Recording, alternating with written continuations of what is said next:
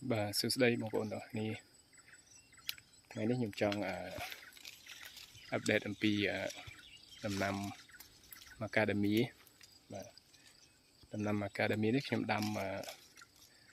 ជាពេល74ឆ្នាំហើយ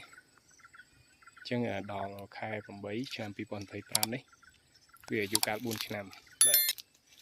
អញ្ចឹងថ្ងៃនេះខ្ញុំចង់ update ឲ្យបងប្អូនបាន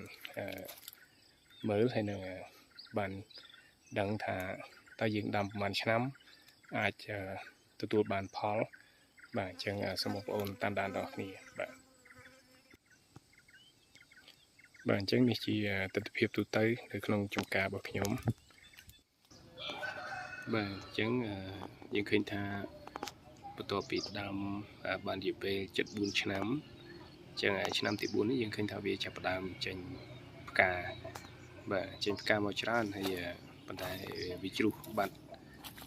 អស់ច្រើនដែរបាទអញ្ចឹងយើងឃើញថាវាចាប់ផ្ដើមមានក្តឹបមានផ្លែបាទមួយដើមអាច4-5ផ្លែអញ្ចឹងទៅបាទអរគុណបងប្អូនអញ្ចឹងនេះគឺជាលទ្ធផលដែលខ្ញុំទន្ទឹងរង់ចាំរយៈពេល4ឆ្នាំបាទអញ្ចឹងទៅតែឃើញមានផ្លែមានក្តឹបមានផ្កាខ្លះនៅឆ្នាំទី5បើសិនជាអាកាសធាតុអំណោយផលយើងសង្ឃឹមថានឹងអាចប្រមូលបានផលខ្លះពីវាបាទព្រោះខ្ញុំឃើញអ្នកជិតខាងខ្ញុំគាត់បានទទួលបានផលផ្ដាហើយបាទហើយម្យ៉ាងទៀតសំខាន់ទៅលើកត្តាថែទាំដែរបងប្អូនបាទបើយើងថែទាំល្អយើងដាក់ជីបំពន់វាខ្លះទៅហើយមើលសត្វល្អិតបំផ្លាញស្លឹកបំផ្លាញ